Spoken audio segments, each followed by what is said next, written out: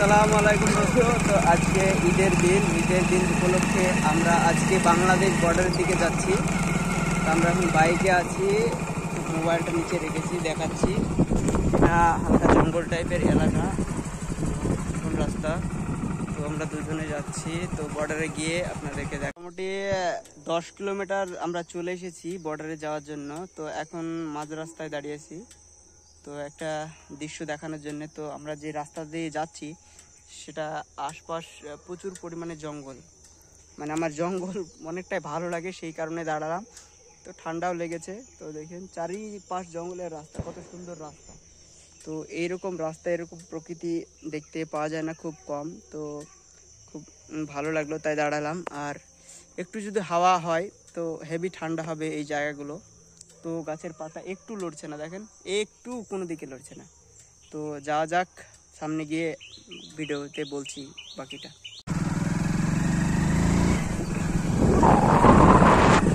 তো এদিকে আম বাগান দেখাই দিচ্ছে, আম বাগান একটু রাস্তার মধ্যে আবার তিল দিয়েছে, দেখুন।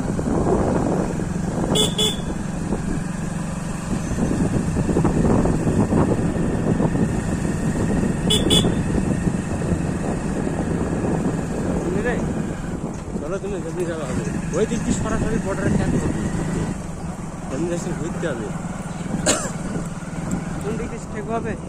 ওই দিক দিয়ে ওই রাস্তা আছে, চলো ঘোরা ওই দিক দিয়ে চলো। ওই দিক মানে এমনি এখন ঘুরতে হবে না, কোন দিক দিয়ে? এমনিতে একটু ঘুরে যাইতে হবে। ওই দিক দিয়ে না, এমনি দিকে গেলে একটু মানে ঘুরে যাইতে হবে। ওই দিক দিয়ে গেলে পাড়া টাড়া আছে, পাড়া মারা এই দিকটায় পাড়া আছে, ওইদিকে পাড়া নেই, ওইদিকে একটু পরে ঢুকে পড়তে হবে। পাড়া মারা যাবে না কেন?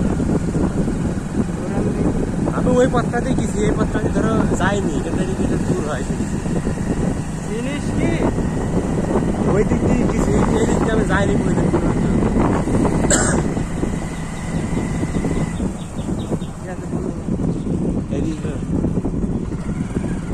বিষয় হচ্ছে কি, আমরা বর্ডারের সাইডে গেছিলাম বেড়াতে। তো বর্ডারে ওখানে পুলিশ বললো যে তোদের হেলমেট নাই, তোরা এদিকে ঘুরতে পারবি না, আগে হেলমেটটা নিয়ে আয়, তারপরে এদিকে ঘুরবি। আজ যেহেতু ঈদের দিন, বর্ডারে সব কিছু ছাড় আছে, কিন্তু তোরা হেলমেট নিয়ে আয়, না হলে তোরা ঘুরতে পারবি না। তাই আমাদের কাছে হেলমেট ছিল না, তো আমরা ওখান থেকে রিটার্ন চলে আসলাম। এখন আমরা যাচ্ছি, এদিকে যাচ্ছি ফাঁকাতে, দেখছেন রাস্তাটা কত সুন্দর, চারিদিকে গাছ আছে। হ্যাঁ, তো এরকম রোডে অবশ্যই ঘুরতে ভুলবেন না, কত সুন্দর রাস্তা। চলুন আমরা এখন সিধা যাবো এদিকে নদীর পাড়ে, দেখা যাক ওখানে কি দেখা হচ্ছে।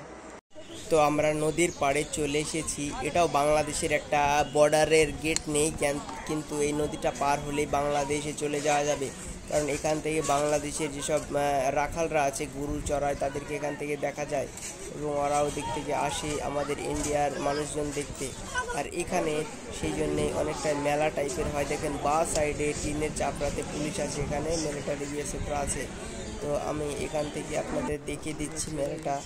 আর এরিয়াটা দেখতে পাচ্ছেন, ওদিকে প্রচুর মেলা হয়, এবং এখানে কয়েকটা ফটো ক্লিক করি আর আমরা এখান থেকে চলে যাই। এবং আমার ভিডিওটা, ব্লগটা যদি ভালো হয়, তোমরা সবাই লাইক করো এবং সাপোর্ট করো। থ্যাংক ইউ ফর ওয়াচিং বন্ধুরা।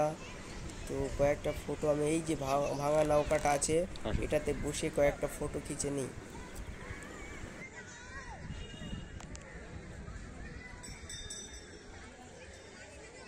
ওই দিকে ছবি তুলছে একটা।